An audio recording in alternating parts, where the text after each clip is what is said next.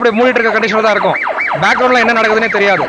So அதனால limit தேவை இருந்தால் வச்சுக்கோங்க, இல்லை அப்படின்னா முடிஞ்ச அளவுக்கு அதாவது அவாய்ட் பண்ணிக்கோங்க. இப்போ ரீசெண்டாக ஸ்கேம்ஸ் எல்லாமே வந்து பார்த்தீங்கன்னா அந்த ஏபிகே ஃபைல்னால தான் அதிகமான அமௌண்ட் லாஸ் ஆகிட்டு வந்துட்டு இருக்காங்க. அந்த ஒன்ஸ் அந்த ஆப் வந்து இன்ஸ்டால் பண்ணிட்டீங்க அப்படின்னா உங்கள் பேக்ரவுண்டில் வந்து பார்த்தீங்கன்னா ஃபுல் அண்ட் ஃபுல்லாக வந்து அவன் கண்ட்ரோல் ஃபுல்லாக எடுத்துருவான்.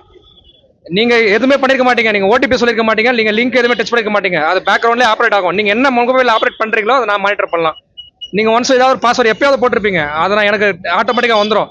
அதை வச்சு உங்கள் கிரெடிட் கார்டில் அமௌண்ட் எடுத்துகிட்டு போயிடும். ஒன்ஸ் கிரெடிட் கார்டில் போகிற அமௌண்ட் எல்லாம் வந்து பார்த்தீங்கன்னா ஒரு அக்கௌண்ட் எல்லாம் போகாது, ஏதோ ஒரு கடையில் போய்ட்டு பேமெண்ட்டாக போய் முடிஞ்சிடும். அந்த அமௌண்ட் ரெக்கவரி பண்ண முடியாது, எதுவுமே பண்ண முடியாது. ஸோ அதை அவாய்ட் பண்ணிக்கோங்க. அதே மாதிரி லோன் ஆப்னு சொல்லிட்டு நிறைய வந்துட்டு இருக்கு ரீசெண்டாக. நம்ம கடன் இல்லை அப்படின்னா திடீர்னு எனக்கு லோன் எடுக்கணும்னா நீங்கள் வந்து ப்ளே ஸ்டோரில் இருக்கும், அந்த லோன் ஆப்பில் வந்து நம்மளுக்கு அதிகமான டக்குன்னு பணம் கொடுக்குறாங்கன்னு சொல்லிட்டு நீங்கள் என்ன பண்ணுவீங்க, அதை இன்ஸ்டால் பண்ணிப்பீங்க. அவன் வந்து கேட்பான் அந்த இன்ஸ்டால் பண்ணுறப்பே ஆக்சஸ் பர்மிஷன்லாம் எடுத்துக்கலாமா உங்கள் மொபைலில் அப்படின்னு சொல்லி. நீங்கள் எல்லாத்துக்கும் பார்க்காம ஓகேன்னு கொடுத்துருவீங்க, அது என்னன்னே படிக்க மாட்டீங்க. முடிஞ்ச அளவுக்கு இதுக்கப்புறம் ப்ளே ஸ்டோரில் ஏதாவது ஒரு ஆப் இன்ஸ்டால் பண்ணுறீங்க அப்படின்னா ஒவ்வொன்றா படிச்சு பாருங்க, அது தேவையா, அது ஓகே கொடுக்கலாமா, கான்டாக்ட்ஸ் எல்லாம் ஆக்சஸ் பண்ணிக்கலாமான்னு கேட்கும். நாம என்ன பண்ணுவோம், நார்மலாக எல்லாமே ஓகேன்னு கொடுத்துருவோம். இப்போ அந்த மாதிரி ஸ்கேம்னால என்ன நடக்குதுன்னா நீங்கள் அடுத்து ஒவ்வொரு கட்டமாக போகும். உங்கள் ஆதார் கார்டை போட சொல்லி கேட்கும், பேன் கார்டை போட சொல்லி கேட்கும், செல்ஃபி எடுக்கணும்னு கேட்கும். டக்குன்னு உங்கள் அக்கௌண்ட் ஒரு 10,000 வந்துடும். அதுக்கப்புறம் அடுத்த செகண்ட் என்ன ஆகும்னா கொஞ்சம் 1 மணி நேரம் கழிச்சு உங்கள் ஃபோட்டோ நீங்கள் செல்ஃபி எடுத்து போட்டிங்களா அதெல்லாம் மார்ஃபிங் பண்ணி உங்களுக்கே வாட்ஸ்அப்பில் வந்து கால் பண்ணுவாங்க. இப்போ போட்ட 10,000க்கு நீங்கள் 20,000 கட்டணும், இல்லைனா உங்களோட கான்டாக்ட்ஸ் எல்லாம் உங்களுக்கே எடுத்து அனுப்புவோம்.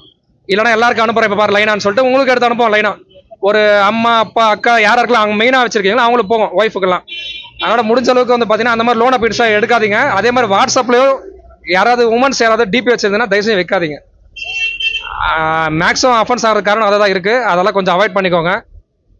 இதுதான் இப்போதைக்கு ரீசெண்டில் இருக்கிறது. இதுதான் முடிஞ்ச அளவுக்கு வாட்ஸ்அப்பில் நம்ம யூசேஜ் இருந்தால் மட்டும் எடுங்க, இல்லைனா தயவுசெய்து எதுவுமே யூஸ் பண்ணாதீங்க.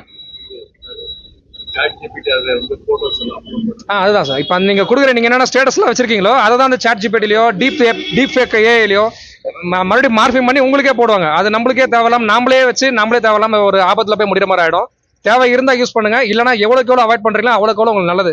அதே மாதிரி உடனடி புகார் ஏதாவது வேணும்னா நியர்பை ஸ்டேஷனுக்கு போயிடுங்க, இல்லை 1930 கால் பண்ணிங்கன்னா கண்டிப்பாக உங்களுக்கான ஹெல்ப்லைன் எல்லாமே கிடைக்கும் உங்களுக்கு. அந்த மாதிரி சேஃப் இப்போ பாதிப்பு எதுவும் நடக்காத அளவுக்கு நீங்கள் பார்த்துக்கோங்க. நடந்தால் 1930 கால் பண்ணுங்க, இல்லை லோக்கல் ஸ்டேஷனுக்கு போயிடுங்க, கண்டிப்பாக உங்களுக்கு கைட்லைன்ஸ் கொடுப்பாங்க எல்லாருமே உங்களுக்கு. ஸோ வேறு ஏதாவது டவுட் ஏதாவது இருக்குங்களா, ஏதாவது இந்த மாதிரி சைபர் கிரைம் சொல்லுங்கள் மேடம். இப்போ நீங்கள் கிரெடிட் கார்டு லிமிட் வச்சிருக்கீங்களா, உங்களுக்கு தேவையான லிமிட் இருந்தால் வச்சுக்கோங்க, அதிகமான லிமிட் வச்சுக்காதீங்க. இப்போ சொன்ன இந்த ஃபைல்ஸ்லாம் இருக்கு இல்லைங்களா, அதெல்லாம் வந்து நீங்கள் எக்ஸ்ட்ரீமாக எவ்வளோ வரி அமௌண்ட் வச்சிருக்கீங்களோ அவ்வளோ அமௌண்ட் காலி பண்ணிடுவாங்க. அப்புறம் நீங்கள் அதுக்கான கடனை நீங்கள் தான் கட்டணும். நீங்கள் எதுவுமே பண்ணிருக்க மாட்டீங்க, 1 லட்சம் 2 லட்சம்ன்ற லிமிட் வச்சிருந்தீங்க அப்படின்னா தேவையில்லாமல் வந்து அதுக்கான எடுத்துட்டு நீங்கள் சேஃபாக யூஸ் பண்ணீங்கன்னா ஓகே, சேஃப் இல்லாமல் யூஸ் பண்ணீங்கன்னா தேவையில்லாமல் போயிடும். கிரெடிட் கார்டு தேவை இருந்தால் மட்டும் யூஸ் பண்ணுங்க, இல்லைனா யூஸ் பண்ணாதீங்க.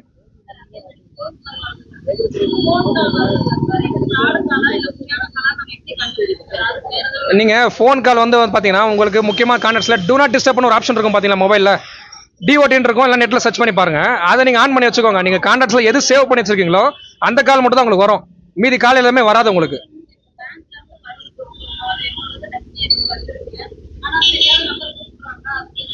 ஒன்னே ஒன்று தயவுசெய்து எல்லாரும் புரிஞ்சுக்கோங்க, பேங்க்லேருந்து உங்களுக்கு எப்பயுமே காலே பண்ண மாட்டாங்க. நீங்களே நேரில் போனாலே உங்களுக்கு தெரியும். நம்ம பேங்க்ல மேக்ஸிமம் நம்ம கேட்கும் போது நாங்களும் இப்போ பேங்க் மேனேஜர் மீட்டிங்ல வைக்கிறோம், அவங்களே சொல்றாங்க நாங்கள் பேங்க் சம்பந்தமா யாருக்குமே நாங்கள் கால் பண்றது கிடையாது அப்படின்ற மாதிரி சொல்றாங்க. பேங்க் சம்பந்தமா கால் வந்துச்சுன்னா முடிஞ்ச அளவுக்கு நேரில் போய் அணுக பாருங்க. அவங்க ஃபோன் பண்றாங்க இல்ல, அது என்னன்னா ஒவ்வொரு டேட்டாவும் ஆல்ரெடி போயிட்டு இருக்கும், அதனால தான் உங்களுக்கு கால் பண்ணுவாங்க. நீங்க சிம்பிள் அதை கட் பண்ணிட்டுங்க, இல்லை பிளாக் பண்ணுங்க, அந்த மாதிரி போயிடுங்க, அதுக்கு ரெஸ்பான்ஸ் பண்ண வேண்டாம் நீங்க. ஸோ வேற ஏதாவது டவுட் இருக்காது.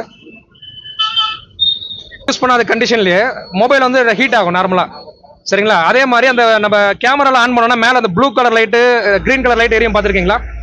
அந்த லைட்டு வந்து நீங்க யூஸ் பண்ண அந்த சமயத்தில் எரியுது அப்படின்னா உங்க ஃபோன் வந்து ஒரு வேலையை ஹேக் பண்ண செய்யப்பட்டிருக்கலாம், சரிங்களா.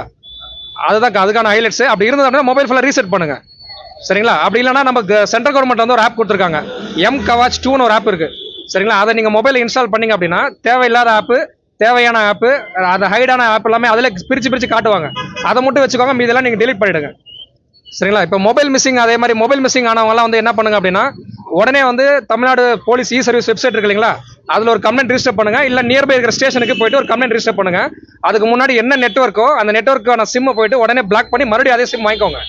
இப்போ நிறைய பேர் மொபைல் நிறைய பேர் எடுத்துட்டாங்க அப்படின்னா உடனே அதை ஹேக் பண்ணி அக்கௌண்ட்ல இருந்து பணத்தை எடுக்கிறாங்க, சரிங்களா. அதனால் மொபைல் மிஸ் ஆனால் ஃபர்ஸ்ட் சிம்மை லாக் பண்ணுங்க, அப்புறம் ஸ்டேஷனில் போய் கம்ப்ளைண்ட் பண்ணுங்க. நெக்ஸ்ட் வந்து சென்ட்ரல் கவர்மெண்ட்ல ஒரு போர்ட்டல் கொடுத்துருக்காங்க, CEIR சொல்லி ஒரு போர்ட்டல் இருக்கு, சரிங்களா. அந்த போர்ட்டலில் போயிட்டு நீங்களே கம்ப்ளைண்ட் ரிஜிஸ்டர் பண்ணலாம். அதை ரிஜிஸ்டர் பண்ணிட்டீங்கன்னா உங்க மொபைல் ட்ரேஸ் ஆச்சுன்னா உங்களுக்கே மெசேஜ் வரும், நீங்க மொபைலை ஈஸியாக ட்ரேஸ் பண்ணிக்கலாம். வேற ஏதாவது சார், வேற யாருக்காவது ஏதாவது டவுட் ஏதாவது சார்? இதே மாதிரி அவேர்னஸ் வீடியோ நெட்லேயே நிறைய இருக்குங்க சார். உங்களுக்கு தேவை இருக்குன்னா உங்கள் அசோசியேஷனுக்கு வேணால் சார் மூலிமா வந்து வாட்ஸ்அப் நாங்கள் பண்ணுறோம். நீங்கள் வந்து அதில் சார் எங்கள் அடிஷனல் எஸ்பி சார் பேசுன மாதிரி வீடியோவே நிறைய இருக்குது. கண்டிப்பாக சார் அது